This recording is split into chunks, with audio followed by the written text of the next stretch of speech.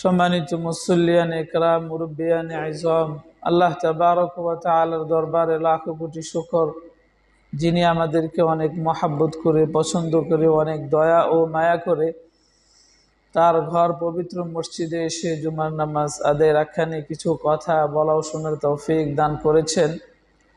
এজন্য আমরা সবাই অন্তরের অন্তঃস্থল থেকে বলিষ্ঠ কণ্ঠে কালিমাতু শুকর আদায় করি, আলহামদুলিল্লাহ। আমরা গত জুমায় আলোচনা করেছি যে ওলামা একরাম আমাদেরকে যে বিষয়ে গাইড করবেন আমরা ওটার গুরুত্ব দিব, এবং সম্মিলিত ওলামা একরামের মতামত বৃহত্তর কোনো বিষয়ে যাই হবে সেটাই হবে আমাদের মতামত, এবং আমরা সেভাবেই নিজেদেরকে গড়ে তুলব এবং ওভাবেই আমাদেরকে চলতে হবে। এই মানসিকতা নিয়ে আমাদের আলোচনা হয়েছে। আজও আমাদের আলোচনা হবে যে আমরা পরস্পর নিজেরা যে ঝগড়া করি, এই ঝগড়া যে কত বড় ভয়ানক একটা বিষয়, এটা থেকে আমাদের বাঁচার জন্য কি প্রক্রিয়া হাতে নিতে হবে এবং বাঁচার জন্য কি করতে হবে, এই বিষয়গুলো নিয়ে আজ আলোচনা হবে। আল্লাহ তাবারক ওয়া তাআলা আমাদের সবাইকে খেয়াল করে মনোযোগ দিয়ে সুন্দর করে শোনাও বলার তৌফিক দান করুন, জোরে বলি আমিন। কোরআনে কারীমের সূরা হুজুরাতের 13 নম্বর আয়াত তেলাওয়াত করেছি। আগেই আমরা বলে রাখি, আল্লাহ তাবারক ওয়া তাআলা ঝগড়াকে পছন্দ করেন না। কোন জাতীয় ঝগড়া? অবৈধ এবং যেটা জুলুমের উপর নির্ভর করে করা হয়, একজনের উপরে জুলুম হচ্ছে, এই জাতীয় কোনো ঝগড়া নিজের অধিকারকে আদায়ের উদ্দেশ্যে নয়, বরং অবৈধভাবে কোনো বিষয়কে কার্যকরী করার জন্য সর্বাত্মক চেষ্টা করে যে ঝগড়াগুলো আমরা করে থাকি, এটা খুবই নিন্দনীয়। এই ঝগড়া ব্যক্তিকেন্দ্রিক যেভাবে হয়, সমাজকেন্দ্রিকও হয় এবং দেশের ভিতরেও হয়, আন্তর্জাতিক পর্যায়েও হয়। আর এই বিষয়টাই ঝগড়ার কারণে সমাজে যেমন ধ্বংস হচ্ছে, দেশও ধ্বংসযোগ্য হচ্ছে, এবং বিশ্বব্যাপী এর খারাপ একটা ভয়াবহতা কঠিনভাবে ছড়িয়ে পড়েছে। ঝগড়া এত বড় ভয়ানক একটা বিষয়, এ থেকে বাঁচানোর জন্য আল্লাহ তাবারক ওয়া তাআলা কোরআনে কারীমে অনেকভাবে আমাদেরকে উৎসাহ দিয়েছেন। আর সেই উৎসাহ থেকে একটি আয়াত আমি তেলাওয়াত করেছি যে আল্লাহ তাবারক ওয়া তাআলা আমাদেরকে বলেন, তোমাদেরকে আমি সৃষ্টি করেছি একজন পুরুষ ও একজন নারী থেকে। তা আমাদের সৃষ্টি একজন পুরুষ ও একজন নারী। আমাদের সবার বাবা হলো আদম এবং মা হলো হাওয়া আলাইহিসসালাতু ওয়াসসালাম। আদম আলাইহিসসালাতু ওয়াসসালাম, হাওয়া আলাইহিসসালাতু ওয়াসসালাম, এই দুইজন থেকেই পৃথিবীর সব মানুষ। এই আয়াতে আল্লাহ তাআলা এটাই আমাদেরকে বোঝাচ্ছেন, বুঝিয়ে একটা ইঙ্গিত দিয়েছেন, যদি তোমরা সবাই একই মা আর একই বাবার সন্তান হয়ে থাকো, ঝগড়া করো কেন? ইয়া আইয়ুহান নাস ইন্না খালাকনাকুম মিন যাকারিন ওয়া উনসা, হে মানব জাতি, আমি তোমাদেরকে সৃষ্টি করেছি একজন পুরুষ ও একজন নারী থেকে। ওয়া জাআলনাকুম শুউবা, এবং তোমাদের জন্য শুউব করেছি। এই শুউব শব্দের অর্থ হলো ঠিকানা, ঘাঁটি, অবস্থান। বিভিন্ন জায়গায় বিভিন্ন জনের অবস্থান আর ঠিকানা বানিয়েছি। ওয়া কবাইলা, এবং গোত্র বানিয়েছি। কেন এগুলো করেছি? লিতাআরাফু, একে অপরে যেন চিনতে পারো। সে বাংলাদেশে, সে ঢাকা শহরের, সে নোয়াখালীর, সে চিটাগাংয়ের, সে অমুক বংশের, সে পাটোয়ারির, সৈয়দ, চৌধুরী, কত রকমের বংশ আছে না? এগুলো হলো পরস্পর চিনার জন্য। আসলে আল্লাহর কাছে এই কবিলা, গোত্র, দেশ, নোয়াখালীর, চাঁদপুরের, চিটাগাংয়ের, ঢাকার, এগুলোর কোনো গুরুত্ব নেই। এগুলো হলো আমাদের মাঝে একটা পরস্পর চিনার জন্য। আল্লাহর কাছে গুরুত্ব কোনটা? ইন্না আকরামাকুম ইনদাল্লাহি আতকাকুম। আল্লাহর কাছে গুরুত্বপূর্ণ হলো যে আল্লাহকে যত বেশি ভয় করবে সে তত বেশি আল্লাহর কাছে গুরুত্বপূর্ণ। আল্লাহর ভয় যার ভিতরে যত বেশি, আল্লাহর কাছে সে তত বেশি গুরুত্বপূর্ণ। এই আয়াতে আল্লাহ আমাদেরকে ইঙ্গিত দিয়েছেন, তোমরা এক পুরুষ ও এক নারীর সন্তান হয়ে ঝগড়া করতেছো কেন? এই কথা কিন্তু শুধু মুসলমানদেরকে বলেনি, মুসলিম অমুসলিম সবাইকে বলেছেন, হে মানব জাতি, আদম আলাইহিস সালাম থেকে যারা হয়েছেন তাদের থেকে একদল কাফের আর আরেক দল হয়ে গেছে মুমিন। পৃথিবীতে আল্লাহ তাআলা যখন মানুষ পাঠিয়েছেন তখন ওই মানুষকে আল্লাহ তার তাওহীদ আর রিসালাত দিয়ে পাঠিয়েছেন, একাত্মবাদের দাওয়াত দেওয়ার জন্য পাঠিয়েছেন। আল্লাহ পৃথিবীতে এমন পাঠাননি যে দুইজনকে পাঠিয়েছেন, একজন হলো মুমিন, একজন ছিল কাফের, এই প্রক্রিয়ায় পাঠাননি। যাকে পাঠিয়েছেন তিনি মুমিন ছিলেন, তিনি নবীও ছিলেন, তিনি একত্ববাদের দাওয়াতকারীও ছিলেন। কিন্তু তার থেকেই সন্তান যারা হয়েছে তারা দু দলে ভাগ হয়ে গেছে, এক দল হয়েছে মুমিন আর এক দল হয়ে গেছে কাফের। সেটাই আল্লাহ কোরআনে কারীমের আরেক জায়গায় বলতেছেন, সূরা তাগাবুনের 2 নম্বর আয়াতে, হুয়াল্লাযী খালাকাকুম ফামিনকুম কাফির ওয়া মিনকুম মুমিন। ওই সত্তা যিনি তোমাদেরকে সৃষ্টি করেছেন, এই তোমাদের থেকে একদল হলো কাফের আর একদল হলো মুমিন। এবার একটু চিন্তা করেন তো যে আল্লাহ কত স্বাধীনতা দিয়েছেন। পৃথিবী কার? মানুষ যে বসবাস করে পৃথিবীটা কার? আমাদেরকে সৃষ্টি করেছেন কে? এই সব কিছু যা দেখি কে সৃষ্টি করেছেন? আওয়াজ দিয়ে বলতে হবে, কে সৃষ্টি করেছেন? সব কিছু আল্লাহর। আল্লাহ সব কিছু সৃষ্টি করার পরে কত বড় স্বাধীনতা দিয়েছেন দেখুন। কেউ মুমিন হয়ে গেছে, কেউ কাফের হয়ে গেছে। আল্লাহ কিন্তু চাচ্ছেন সবাই মুমিন হবে, সবাই আল্লাহকে এক বলে স্বীকার করবে, সবাই আল্লাহর ইবাদত করবে, এটাই আল্লাহ চাচ্ছেন। কিন্তু সব কিছু করার পরেও আমার ঘরে আমার খেয়ে আমার সব কিছু করে আমার সাথে নাফরমানি, এটা আল্লাহ ছাড়া পৃথিবীর কাউকে দেখান তো, কেউ সহ্য করতে পারবে? সম্ভব? কোনো অবস্থায় সম্ভব না। আপনি আপনার কোনো কর্মচারীকে পালবেন, মাসে মাসে বেতন দিয়ে দিবেন, আপনার কথা শুনবে না, আপনার শত্রুর কথা শুনবে। আছেন কেউ এরকম? ওকে রাখবেন আপনি কর্মচারী হিসেবে? রাখবেন? কোনো অবস্থায় রাখবেন না। কত বড় দয়া করেছেন দেখেন, উনি সৃষ্টি করার পরে আবার বলে দিয়েছেন যে এদের থেকে কেউ হবে কাফের, কেউ হবে মুমিন। এখন মুমিন যারা, এরা যদি ক্ষমতা দেখাইতে চায়, আল্লাহর জমিন, আল্লাহর মাখলুক, আল্লাহর সব কিছু, এই সব কিছু যার, ওনার কথা চলবে না জমিনে, তোমরা ওনার কথা শুনবা না, পৃথিবীতে থাকার অধিকার নেই। যেখানে পাও হিন্দুরে, যেখানে পাও অমুসলিমকে, ইহুদি খ্রিস্টানকে মারো আর মারো, এটিকে আল্লাহ কোথাও বলেছেন? কোথাও বলেছেন? কোথাও বলেননি। বরং আল্লাহ আরো অমুসলিম গুলোকে অনেক শান্তিতে রাখছে। কি মিথ্যা বলতেছি? অনেক শান্তিতে রেখেছেন, অনেক কিছু দিয়েছেন, অঢেল সম্পদ দিয়েছেন, অনেক নেয়ামত দিয়ে ভরে দিয়েছেন। আল্লাহ এত সুযোগ করে দিয়েছেন, কিন্তু কোনো মুমিনের এই অধিকার নাই কোনো কাফেরকে অত্যাচার করা। সুযোগ আছে?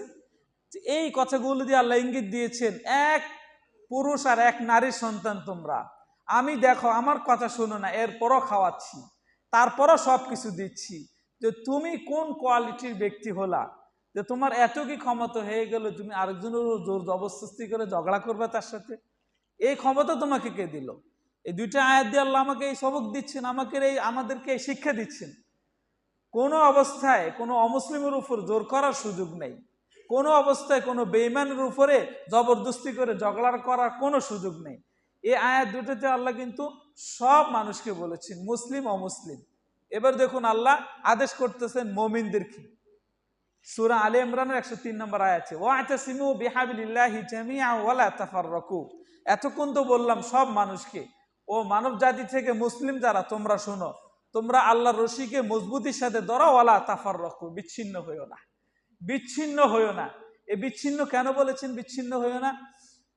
যেই জাতি যখনই বিচ্ছিন্ন হয়ে গেছে, নিজেদের মাঝে ঝগড়া আর ফাসাদ শুরু করে দিয়েছে, ওই জাতি কখনো সুন্দর করে বেড়ে উঠতে পারেনি। সম্ভব নয়, কোনো অবস্থায় সম্ভব নয়। মুসলমানদেরকে আল্লাহ এটা আদেশ করেছেন।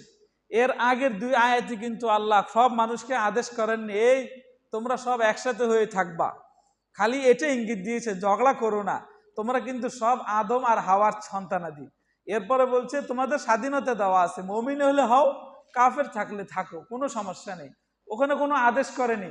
আল্লাহ কিন্তু মুমিনদের, মুসলিমদের আদেশ করতেছেন, ওয়াতাসিমু বিহাবলিল্লাহি জামিআ, সব একসাথে এক হয়ে থাকো, এক হয়ে থাকো, ও মুসলমান সব এক হয়ে থাকো, সব মজবুত হয়ে থাকো, এক হয়ে থাকো, তোমাদের কেউই কিছু করতে পারবে না, কেউ কিছু করতে পারবে না, কারো ক্ষমতা নেই। আর ওলা তাফাররাকু, বিচ্ছিন্ন হইও না। আজ দেখুন আমাদের মুসলমানদের অবস্থা কি, একই ইসলামের জান্ডা নিয়ে কত গ্রুপ, আর দলাদলি আর পক্ষপাত প্রীতি। এই পক্ষপাত প্রীতি যে কত বড় ভয়ানক একটা রূপ নিয়েছে সমাজে, দেশে, বিশ্বব্যাপী। আর এর কারণে বলি হচ্ছে অসংখ্য এরকম নারীরা, ছেলেরা, সন্তানেরা, বাচ্চারা যারা নিরপরাধ, এই লোকগুলোই বলি হচ্ছে। আর এই লোকগুলোই মারা যাচ্ছে বেশি, দলবাজির কারণে আর পক্ষপাত প্রীতির কারণে। এজন্য আল্লাহ তাবারক ওয়া তাআলা আমাদেরকে এই আয়াত দিয়ে ইঙ্গিত দিচ্ছেন, দেখো বিচ্ছিন্ন হয়ো না, মুসলিম তো মুসলিম, এক থাকো, কোনো অবস্থায় বিচ্ছিন্ন হয়ো না। তোমার মাঝে ঝগড়া হতে পারে, বৃহত্তর কোনো বিষয় তুমি একমত, যে আমরা সবাই একমত, একমত পোষণ করেছি, কিন্তু বৃহত্তর কোনো বিষয় তোমরা যদি বিচ্ছিন্ন হয়ে যাও, তাহলে তোমাদের ধ্বংস হওয়ার সময় বেশি দূরে নয়, তাড়াতাড়ি ধ্বংসযোগ্য হয়ে যাবা, ধ্বংসে পরিণত হবা। এই বিষয়গুলো আল্লাহ আমাদেরকে বারবার স্মরণ করিয়ে দিচ্ছেন। আমাদের মুসলমানরা যখন নিজেরা দলাদলিতে লিপ্ত হয়ে যায়, আর তখনই আস্তে আস্তে কাফের বেঈমানগুলো আস্তে আস্তে ঢুকে এদেরকে আরো বেশি ধ্বংস করে দেয়। দেখুন এরপরে আরেকটা আয়াতে আল্লাহ সতর্ক করে দিয়েছেন, সূরা হুজুরাতের 10 নম্বর আয়াতে, ইন্নামাল মুমিনুনা ইখওয়া, ও মুসলমান তোমরা পরস্পর ভাই ভাই, ভাই ভাই, ভাই ভাই।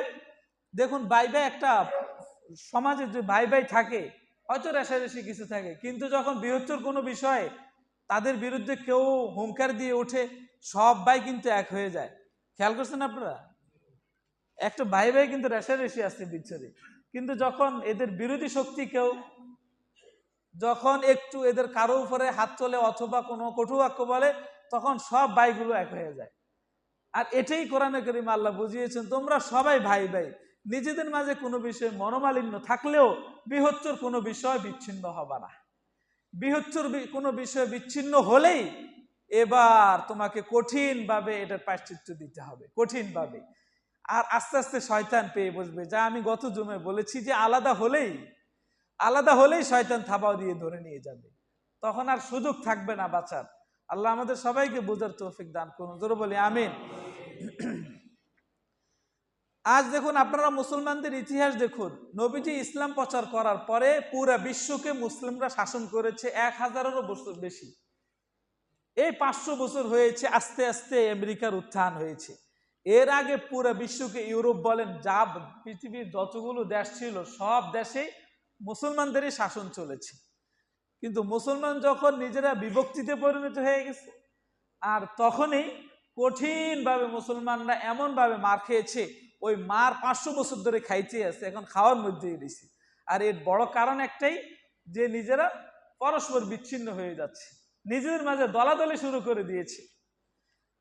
আর জাহিলি যুগের এই যে কুবাক্য যেটা, খারাপ প্রবাদ যেটা, ওটা নিজেদের মাঝে প্রচার করে দিয়েছে। জাহিলি যুগের প্রবাদ কি ছিল? তোমার ভাইকে সাহায্য করো, চাই সে জালেম হোক, চাই সে মাজলুম হোক, ও তো তোমার ভাই। তোমার ভাই ও জালেম হোক, তাকেও সাহায্য করো, জালেম হয় তুমিও জুলুম করে আরেকজনের উপর জুলুম শুরু করে দাও। তোমার ভাই মাজলুম হলে তো সাহায্য করবাই। এই জাহিলি যুগের এই কুপথাগুলো মুসলমানকে পেয়ে বসেছে।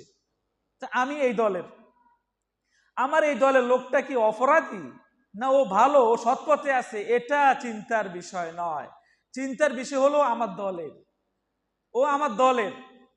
এবার ওর বিরুদ্ধে যে কথা বলতেছে, ও কি হক না হক না, ও সত্য না মিথ্যা, এটা যাচাইয়ের কোনো দরকার নেই।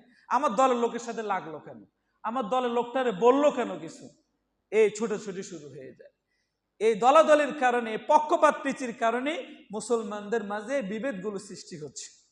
কিন্তু মুসলমান তার আসল অবস্থাকে ভুলে গেছে, যে আমরা সবাই এক আল্লাহর বান্দা, আমরা সবাই নবীজির উম্মত, আমাদের সবার ঠিকানা এক জায়গায়, আমাদের সবার ঠিকানা জান্নাত, আমরা সবাই জান্নাতে যাব।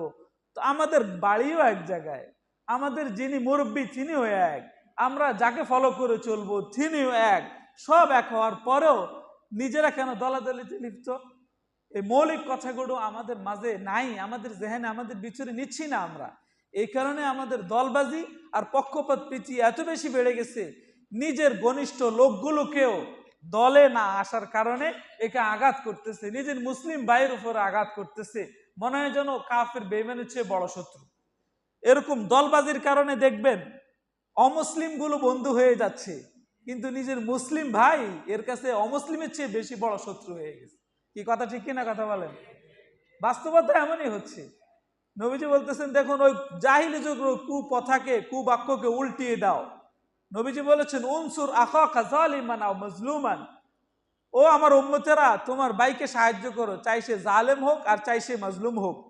কথাটা জাহিলি যুগের কথার মতো হয়ে যাচ্ছে। এই কারণে এক সাহাবী প্রশ্ন করলেন, ক্বালা রাজুলুন ইয়া রাসূলুল্লাহ আনসুরুহু ইযা কানা মাজলুমান, আমার ভাইকে তো আমি সাহায্য করব যখন সে মাজলুম, কিন্তু আফরাইতা ইযা কানা যালিমান কাইফা আনসুরুহু, আমার ভাই যখন জালেম তাকে আমি কিভাবে সাহায্য করব? এটা তো মাথায় ধরতেছে না। আমার ভাই যখন জালেম তখন আমি যদি সাহায্য করতে যাই তখন আমি নিজেও তো জালেম হয়ে যাব। হুজুর কি বললেন? এটা তো জাহিলি যুগের মতো কথা হয়ে যায়। নবীজি তখন বললেন, আরে বুঝো না, আও তাহজিজুহু আও তামনাউহু, আরে তোমার ভাই যখন জালেম তখন তাকে বাধা দাও, জুলুম যেন করতে না পারে। তোমার ভাইকে তুমি প্রতিরোধ করো, তোমার ভাইকে তুমি থামাও, ও কি করতেছো তুমি? এটা তো জুলুম হচ্ছে। তার জুলুম থেকে তুমি যদি তাকে প্রতিরোধ করো, থামাও, এটাও হলো তাকে সাহায্য করা। জালেমকে জুলুম করতে না দেওয়া, এটা কিন্তু জালেমকে সাহায্য করা বাস্তব ইসলামের দৃষ্টিকোণ থেকে। আর জাহিলি যুগের দৃষ্টিকোণ থেকে জালেমকে সাহায্য করা মানে জালেমকে সাহায্য করা, জালেম আরো বেশি যেন জুলুম করতে পারে এটা করা। আর এটাই চলতেছে আমাদের দেশে, যে মাথা মোটা শক্তি এসে এর পক্ষ অবলম্বন করে মুসলিমের উপরে কঠিন চলতেছে, নির্যাতন নিপীড়ন সবকিছু চলতেছে, আর অনেকগুলো এদের সাথে তাল মিলাচ্ছে যে অমুক অমুক দলের সে অমুকের, আমরা অমুক দলের। কিন্তু যার উপরে অত্যাচার করতেছে সামান্যতম হিতে জ্ঞান রাখতেছে না যে যাকে অত্যাচার করা হচ্ছে কি আসলে অত্যাচারিত হওয়ার যোগ্য না কোনো জুলুম করা হচ্ছে, এই চিন্তাটুকু নাই আমাদের মাথায়। নবীজি এই জন্য এটাই বুঝিয়েছেন, তোমার ভাই জালেমকে সাহায্য করো, তাকে প্রতিরোধ করো, বাধা দাও, তাকে বিরত রাখো। নবীজির এই সুন্নাহ সহিহ বুখারীতে আছে, সহিহ বুখারীর ৬৯৫২ নম্বর হাদিস, সহিহ মুসলিম আছে ২৫৮৪ নম্বর হাদিস, ২৫৮৪ স্পষ্ট সহিহ হাদিস। এই জাতীয় বিষয়গুলো কেন হয়? যে জালেমকে সাহায্য করে আরো বেশি জুলুম বাড়িয়ে দিচ্ছে, কেন হয়? এটা আসাবিয়তের কারণে। আসাবিয়ত কি? এক সাহাবী নবীজিকে প্রশ্ন করে বলছেন, হুজুর আসাবিয়তটা কি? হযরত ওয়াসিলা ইবনে আসকা সাহাবী বলেন, কুলতু ইয়া রাসূলুল্লাহ, আল্লাহ রাসূল, মাল আসাবিয়া, আসাবিয়াটা কি? নবীজি তখন বলে দিয়েছেন পরিষ্কার করে, আন তুঈনা কওমাকা আলা যুলম, তুমি তোমার দলকে, তোমার জাতিকে, তুমি যাদেরকে ভালোবাসো এদের পক্ষ নিয়ে তুমি জুলুমে জড়িত হয়ে যাওয়া। ওরাও জুলুম করতেছে, তুমিও সাথে জুলুমে জড়িত হয়ে যাওয়া, এটাই হলো আসাবিয়াত। পক্ষপাত প্রীতি, যেটা পক্ষপাত প্রীতি, পক্ষ অবলম্বন করে দলবাজি করে একে অপরকে যে জুলুম করা হয়, এটাকে বলা হয় আসাবিয়া, আরবিতে বলা হয় আসাবিয়া। খেয়াল করেন তো আমাদের দেশের অবস্থাটা, এই পক্ষপাত প্রীতিটা আর দলবাজিটা কত বড় ভয়ানক একটা বিষয়। রাজনৈতিক পর্যায়ে হোক, ইসলামিক ভাবে যারা নিজেরা পরস্পর ঝগড়া ফাসাদে লিপ্ত হয় এদের দৃষ্টিকোণ হোক, যে কোনো আপনি দৃষ্টিতে একটু খেয়াল করেন, যখনই এর বিরোধী দল হয়ে গেছে, তখনই যারা বিরোধী দল হয়ে গেছে এরা হয়ে গেছে এর কাছে শত্রুর চেয়ে কাফের চেয়ে ভয়ানক একটা লোক। তখন একে ধরো মারো, যেখানে যেভাবে সুবিধা হয় সবকিছু, বরং এর ঘর বাড়ি লুট করে নিলেও নাকি গনিমতের মাল হয়। আস্তাগফিরুল্লাহ। আল্লাহ আমাদের সবাইকে হেফাজত করুন, জোরে বলি আমিন। আমার দলের সাথে মিশে নেই, আমার মনে দলের সাথে বনে নেই, আমার দলের না, এ লোকের ঘর ডাকাতি করায় ওর বিরোধী দল যারা আছে তারাই, এবং এটা বৈধ মনে করে যে ওর ঘর থেকে লুটতারাজ করা এটা বৈধ, গনিমত গনিমত গনিমত মনে করে। আস্তাগফিরুল্লাহ, সবাই বলে আস্তাগফিরুল্লাহ। আল্লাহ আমাদের সবাইকে বোঝার তৌফিক দান করুন, জোরে বলি আমিন। আপনারা খেয়াল করেছেন আপনাদের দেশের অবস্থা ভালো করে আমরা বুঝতেছেন যে কেউ একজন তো ক্ষমতায় চলে এলো আর তার দলবাজি শুরু হয়ে গেছে, এর বিরোধী মুখ যারা রয়েছে এদেরকে কিভাবে নিপীড়ন নির্যাতন যা করা যায়, যত কিছু করা যায় সব কিছু চলে। এটা রাজনৈতিক মানসিকতা নিয়ে। আর ইসলামিক মানসিকতা নিয়ে যে দলবাজিগুলো হচ্ছে এটা বেশি ভয়ানক, আরো বেশি ভয়ানক। যে ও অমুক দলের, ও আহলে হাদিস, আর ও হলো কওমি, ও হলো সুন্নি, ও শিয়া, ও বেদাতি, ও হলো সাতপন্থী, ও ওলামাপন্থী। কি ভাই চলে কিনা এগুলো? কিন্তু যারা সাতপন্থী তারা ওলামাপন্থী এগুলোকে মনে করে এগুলো কিচ্ছু না, আর যারা ওলামাপন্থী তারা সাতপন্থীকে মনে করে কিচ্ছু না। কিন্তু এখন আমাদেরকে তো বুঝতে হবে যে কোনটা হক কোনটা সঠিক। এটা আমি আগেও বলেছি, ওলামা একরামের সংখ্যা বেশি ভারী যে মতের দিকে, যে দলের দিকে, এটাই হলো বাস্তব। এটা কোরআন হাদিসের প্রমাণ, আমি আগে বুঝিয়েছি বারবার। খেয়াল করেছেন আমার কথা? যদি বিষয়গুলো আপনারা খেয়াল না করেন, না বুঝেন, আর এটা যদি অন্ধভক্তিতে নিয়ে যান, তাহলে কিন্তু ইমানের অনেক বেশি বিচ্ছিন্নতা ঘটবে, বিঘ্নতা ঘটবে, অনেক বড় ভয়ানক বিঘ্নতা ঘটবে। আল্লাহ আমাদের সবাইকে বোঝার তৌফিক দান করুন, জোরে বলি আমিন। নবীজি এই জন্য বলেছেন আসাবিয়াতকে ছাড়াও। আসাবিয়াতের যে হাদিসটা বললাম, হযরত ওয়াসিল ইবনে আসকার সুনানে নাসাই আবু দাউদে রয়েছে, 5119 নম্বর হাদিস। আসাবিয়াতের বিষয়টা কিভাবে হয় দেখুন।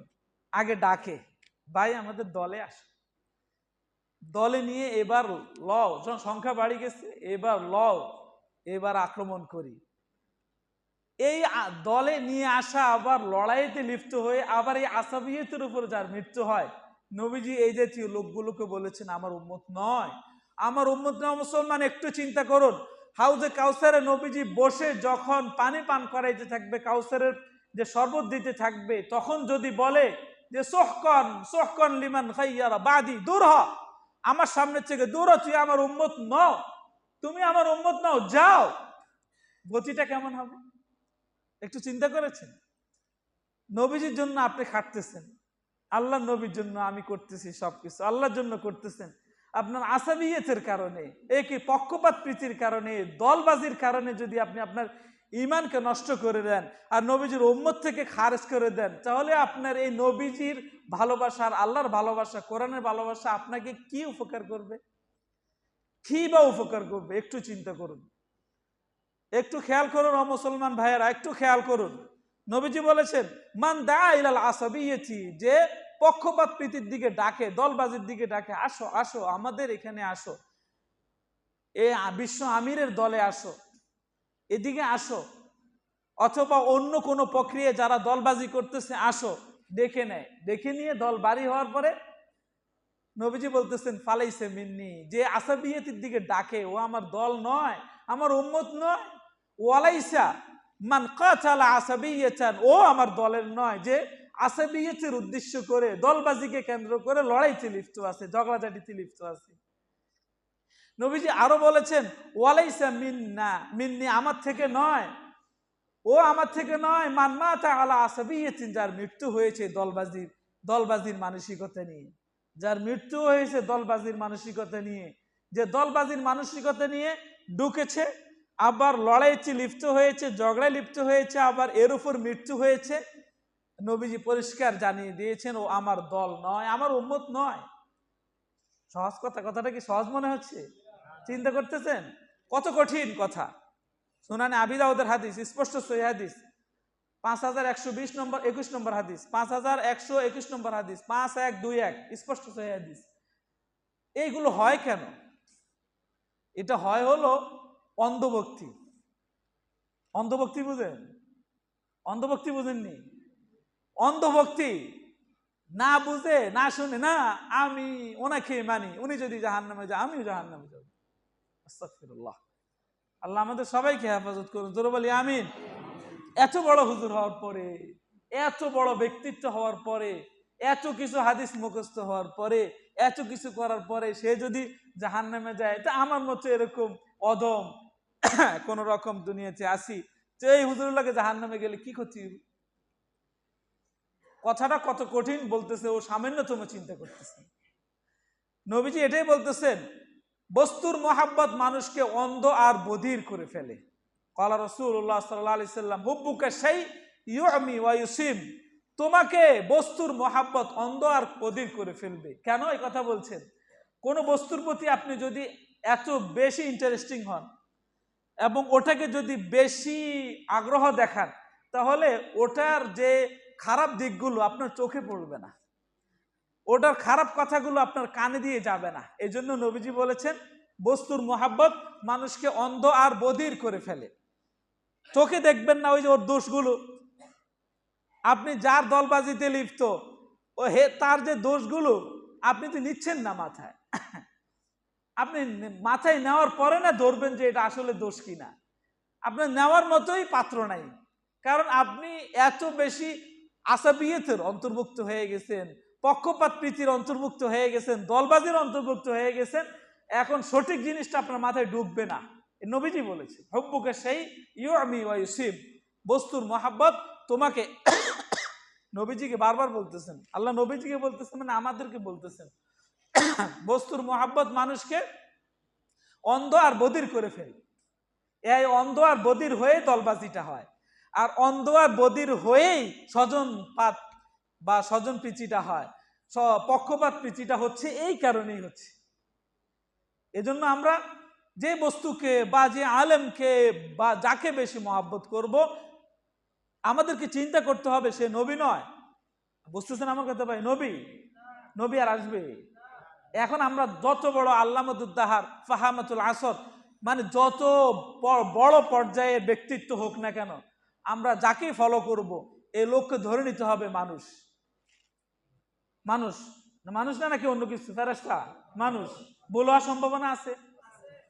কাজেই তার বিরুদ্ধে যদি ওলামা একরামের কোনো মত আসে সম্মিলিত, তো আমাকে চিন্তা করতে হবে জিনিসটা দেখি, অন্ধ না হই, বধির না হই, একটু দেখি, চিন্তা করি বিষয়টা নিয়ে আসলে বাস্তবতাটা কতটুকু।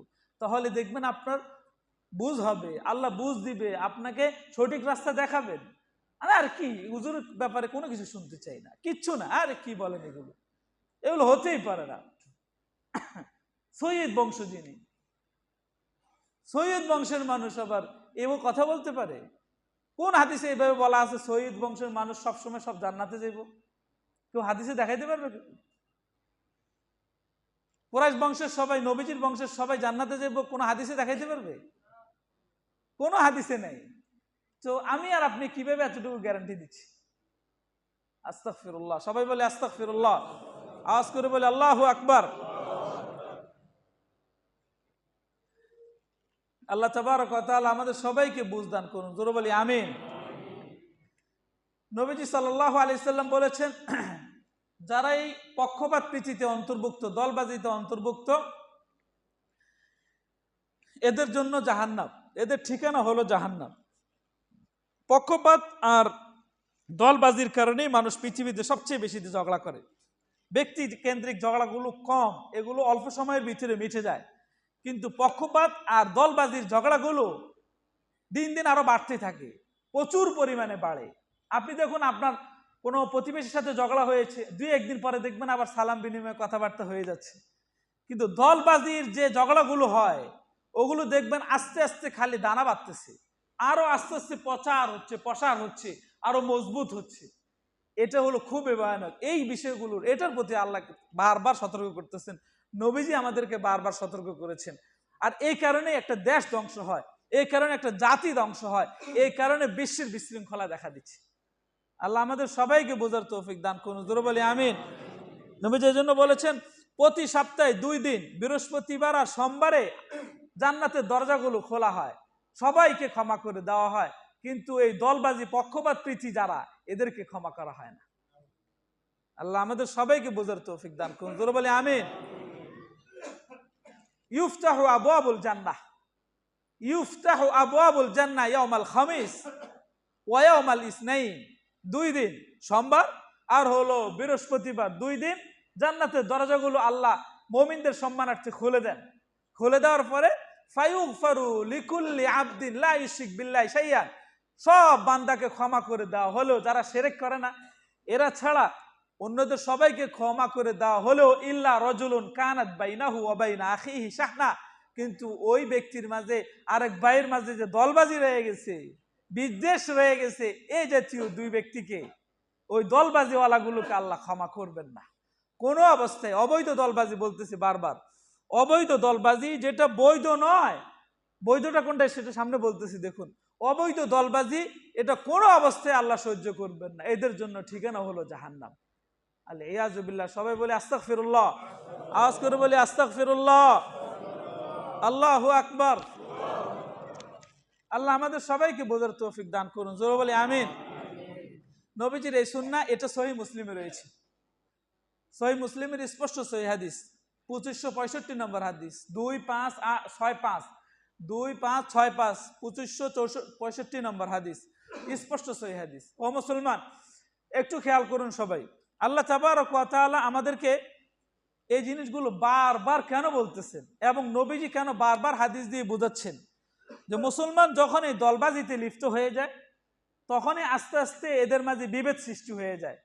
দেখুন শুরু থেকে দেখুন, হযরত মুআবিয়া, হযরত আলী রাদিয়াল্লাহু তাআলা আনহু, এই দুইজনের মাঝে একটা দ্বন্দ্ব হয়েছিল। দ্বন্দ্ব হওয়ার কারণে তখনকার সময় পরাশক্তি রোম সম্রাট হেরাকেল বলা হয় যাদেরকে, রোম সম্রাট তখন হযরত মুআবিয়া ছিলেন সিরিয়াতে, আর রোম সম্রাটের যে রাজত্বের অংশগুলো ছিল সিরিয়ার পাশেই, লোক মারফত চিঠি পাঠিয়েছেন যে সুযোগ একটা আছে জনাব, একটা সুযোগ আছে, আপনাকে আমি সাহায্য করে আপনার যে বিপক্ষে হযরত আলী যে রয়েছে দুজন মিলে তাকে ফিসে দিব, একবারে ধ্বংস করে দিব, আপনি কোন প্রকারে সাহায্য চান আমার কাছ থেকে, সব করব।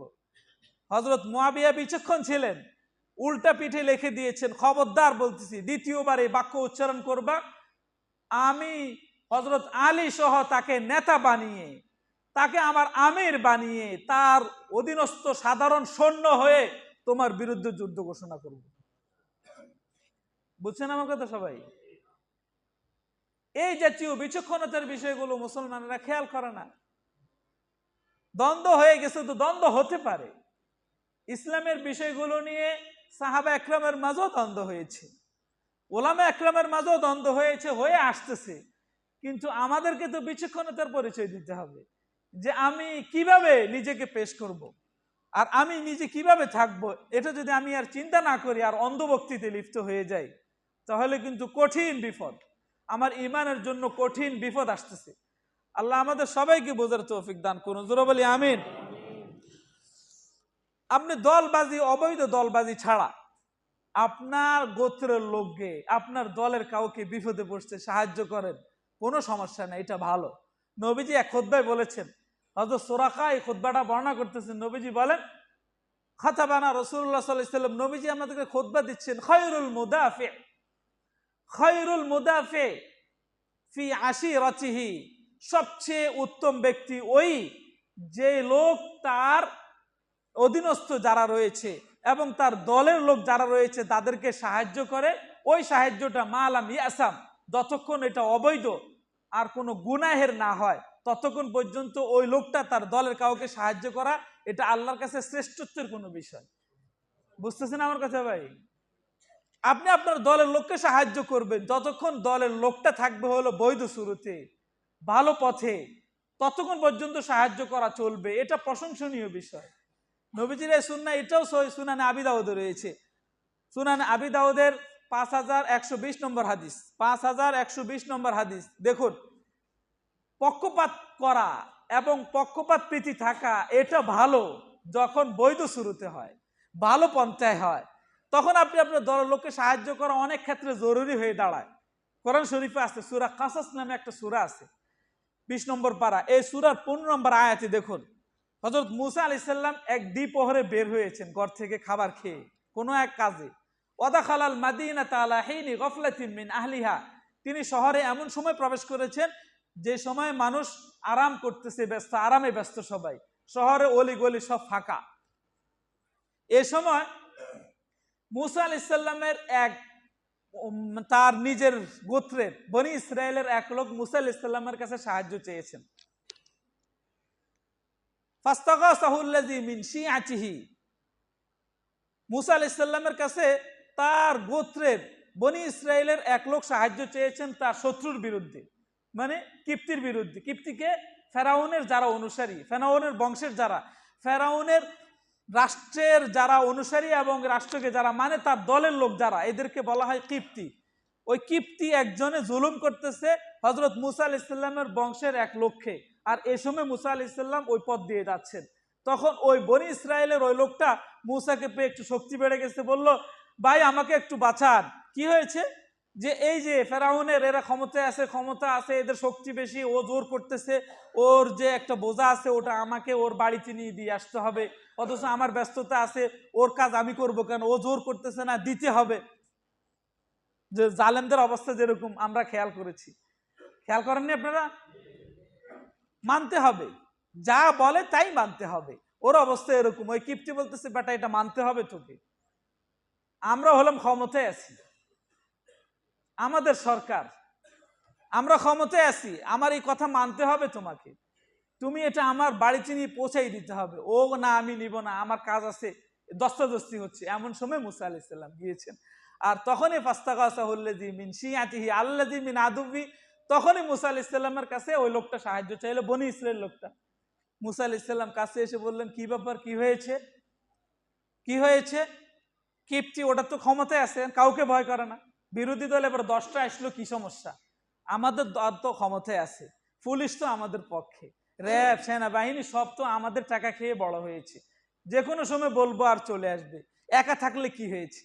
কি এই সুরত দেখেননি আপনারা বাংলাদেশে? কি দেখছেন না ভুলে গেছেন? দেখেননি?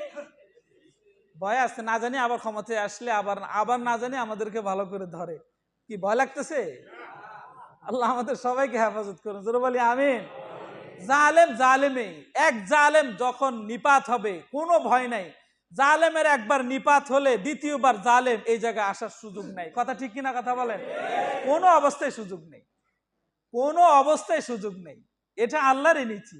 জালেমের পতন তো হবে একবার, ফেরাউনের পতন হয়েছে তো কয়বার? 2বার না 3বার? না আবার দ্বিতীয়বার ঘুরে আসছে, পানি থেকে সাগর থেকে আবার ঘুরে আসছে। আল্লাহ আমাদের সবাইকে হেফাজত করুন, জোরে বলি আমিন। জুলুম যেই করবে, যেই দলেই করবে, এবার যেই হোক না কেন, এর নিপাত যদি একবার হয় দ্বিতীয়বার আল্লাহ তাকে সুযোগ দিবেন না, আর এটাই আল্লাহর নীতি। আল্লাহ আমাদের সবাইকে বোঝার তৌফিক দান করুন, জোরে বলি আমিন। জুলুম আল্লাহ পছন্দ করেন না, কোনো অবস্থায় পছন্দ করেন না। জুলুম অনেক বড় ভয়ানক বিষয়, অনেক বড় ভয়ানক বিষয়। আল্লাহ আমাদের সবাইকে জুলুম থেকে হেফাজত করুন, জোরে বলি আমিন। আওয়াজ করে বলি আল্লাহু আকবার। মুসা আলাইহিস সালাম তো নবী, নবী হননি তখনও, কিন্তু নবী না হলে কি হয়েছে, আল্লাহ তো ওভাবে তৈরি করেছেন, শরীরে শক্তিও অনেক, ওনার শরীরে যে এত বেশি শক্তি উনি নিজেও জানেন না। তো ওই কিপ্তির কাছে গিয়ে আর ধমক দেন, ধমক একটা দিয়ে একটা ঠুয়া দিয়েছেন, ঠুয়া বুঝেন, এই যে এইভাবে দেয় যে, গুসাও না, ভালো করে গুসাও দেয়নি, একটা ঠুয়া দিয়েছেন। কোরআনে বলতেছেন ফাওয়াকাযাহু মূসা, একটা ঠুয়া মেরেছেন। গুসা তো ভালো করে আঘাত করা, আর একটা ঠুয়া মারা মানে একটা মাথায় একটা আঘাত করা, এই সামান্য একটা আঘাত করাতে ওই কিপ্তি কি অ্যাডম দেখাচ্ছিল, আর কি দেখাইতেছিল, এক ঠুয়া খেয়ে চিৎপটাং, মানে ওখানে পড়ে সাথে সাথেই মরে গেছে, সাথে সাথেই মারা গেছে। মুসা আলাইহিস সালাম পুরো তো তাকিয়ে আছেন, আরে কি হলো এটা, ওকে আমি সতর্ক করার জন্য একটা ঠুয়া মারলাম আর ও পড়ে মরে গেল। আল্লাহ তাবারক ওয়া তাআলা, অনেক লম্বা ঘটনা, ওদিকে যাচ্ছি না। দেখুন মুসা আলাইহিস সালাম এখানে এসে তার এই দলের লোকটাকে যে সাহায্য করেছেন, ওই জালেমরে সাহায্য করেছেন না মাজলুমরে সাহায্য করছে? মাজলুম ছিল, সাহায্য করেছেন। তো এখানে কোরআনে কারিমে আল্লাহ এটা বুঝিয়ে দিয়েছেন, তোমার দলের লোক মাজলুম হলে সাহায্য করো, সওয়াব পাবা। তোমার দলের না হলো, মাজলুম যে অন্য দলের হলো, তাকে সাহায্য করো, আরো বেশি সওয়াব পাবা। নবীজি এটাই বলতেছেন। দেখুন আমি মিথ্যাবাদী, আমি অপরাধী, এরপরও যদি আমি অপরাধী হওয়ার পরে যদি আমি চুপ থাকি, আমাকে কেউ যদি বকে, ঝগড়ায় না যায়, চুপ থাকি, তবু নবীজি বলতেছেন তোমার ঠিকানা জান্নাতে হবে, তলদেশে হলো নিচে হলো হবে। নবীজি বলতেছেন মান তারাকাল কিজবা অহুয়া বাতিলুন, অহুয়া বাতিলুন, যে মিথ্যাকে ছেড়ে দিল, অর্থাৎ ঝগড়া জাতিকে ছেড়ে দিল, নিজে ঝগড়ায় লিপ্ত হওয়াকে ছেড়ে দিল এই বুঝে, আর আমি নিজে অপরাধী, ঝগড়া করতে যাবো কেন, এই ভেবে চুপ আছে। নবীজি বলতেছেন বুনিয়ালাহু ফি রবজিল জান্নাহ, জান্নাতের তলদেশে নিচে হলো আল্লাহ তার জন্য ঠিকানা বানাবেন। সুবহানাল্লাহ, ঝগড়াকে আল্লাহ কত অপছন্দ করেন দেখছেন। আপনি অপরাধী, আর আমাদের অবস্থা কি দেশে, অপরাধী যে ওর গলাবাজি বড়, কি মিথ্যা বলতেছি ভাই? যে অপরাধী ওর গলাবাজি বেশি, ওর শয়তানি আরো বেশি। আর নবীজি বলতেছেন অপরাধ হয়ে গেছে, চুপ থাকো, ঝগড়া করো না, তাও ঠিকানা পাবা জান্নাতি। এর পরের অংশে দেখুন ওমান তারাকাল মারআ, যে ঝগড়া ছেড়ে দেয়, অহু হাক্কুন, এমন তো অবস্থায় ও সত্যবাদী, ও ভুল করে নেই, কিন্তু গায়ে পড়ে এসে ঝগড়া করতেছে একজনে, এরপরও ও চুপচাপ, ঝগড়ায় যায় না। কারণ কি, সব হক কথায় ঝগড়া করতে গেলে বিপদ থাকে অনেক সময়। এখানে যে আমি যে সত্য, ঝগড়া করতে গেলে আমি যে সত্য, এটা আরো ম্লান হবে, এটা আরো নিষ্প্রভ হবে, এটা আরো ধ্বংস হবে, হকের বাস্তবায়ন ঘটবে না। এখানে চুপ থাকাটাই হক। এটা মনে করে যদি সে চুপ থাকে, নবীজি বলেছেন বুনিয়ালাহু ফি ওয়াসতিল জান্নাহ, জান্নাতের মাঝামাঝিতে তার জন্য ঘর নির্মাণ করা হবে। সুবহানাল্লাহ। আর ওমান হাসুনা খুলুকুহু, যে এর চেয়ে আরো উপরে, অর্থাৎ ঝগড়াতে নাই, ঝগড়ার কাছেও নাই, বরং মুসলমানদের মাঝে ঝগড়া হয়েছে, দুইজনের মাঝে আগে গেছে এদেরকে মিলানোর জন্য। হ্যাঁ ভাই, কেন ঝগড়া করবা, এই জাতীয় মানসিকতা নিয়ে যারা ব্যবহার করে, আচরণ করে, অথবা ঝগড়া যে করতে আসছে তার সাথে সুন্দর আচরণ করে তাকে বুঝিয়ে দিয়েছে, ওই লোকও ভদ্র হয়ে গেছে, ভালো হয়ে গেছে, এমন আখলাক যদি কেউ দেখাইতে পারে, নবীজি বলেছেন জান্নাতের সেরা স্থানে তার ঘর থাকবে। সুবহানাল্লাহ। বুনিয়া ফিল জান্নাতি ফি আলাহা, জান্নাতের সর্বোচ্চ শিখরে তার ঘরের ব্যবস্থা করা হবে। সুবহানাল্লাহ। নবীজির এই সুন্নাহ সুনানে তিরমিজিতে আছে, সুনানে তিরমিজির 1993 নম্বর হাদিস, 1993, স্পষ্ট সহিহ হাদিস। ও মুসলমান, আমি আপনাদেরকে কয়েক জুমা ধরে যে জিনিসটা বুঝাচ্ছি একটু খেয়াল করুন সবাই। আপনারা বৃহত্তর কোনো বিষয় মুসলমানদের দ্বন্দ্ব দেখলে অবশ্যই আপনাদের খেয়াল করতে হবে ওলামা একরাম কোন দিকে মতামত পেশ করতেছেন, এটাকে আপনাকে অবশ্যই ফলো করতে হবে। এরপরে নিজেদের মাঝে মুসলমান যে ভেদাভেদ করতেছে, অন্য দলের দলবাজি যারা করতেছে, এদের ব্যাপারে জালেম হয়ে অত্যাচার করার কোনো সুযোগ নাই। এরা যদিও উল্টাপাল্টা করতেছে, এদের সাথে ভালো আচরণ করে ভালো দেখাবেন, তারাও আস্তে আস্তে বুঝে আসবে। আপনি যদি হক মনে করে আমি হক, ও বেহক, ওর উপর জুলুম কর, ওরে আরো ভালো করে ধর, তাহলে দলবাজি আরো বেশি বেড়ে যাবে, আরো বেশি বেড়ে যাবে। আল্লাহ আমাদের সবাইকে বুঝার তৌফিক দান করুন, জোরে বলি আমিন। দুপাশে দান বাক্স রয়েছে, দান বাক্সগুলো ছেড়ে দিই। আল্লাহর ঘর মসজিদে আমরা বেশি বেশি দান করি। আল্লাহর ঘর মসজিদে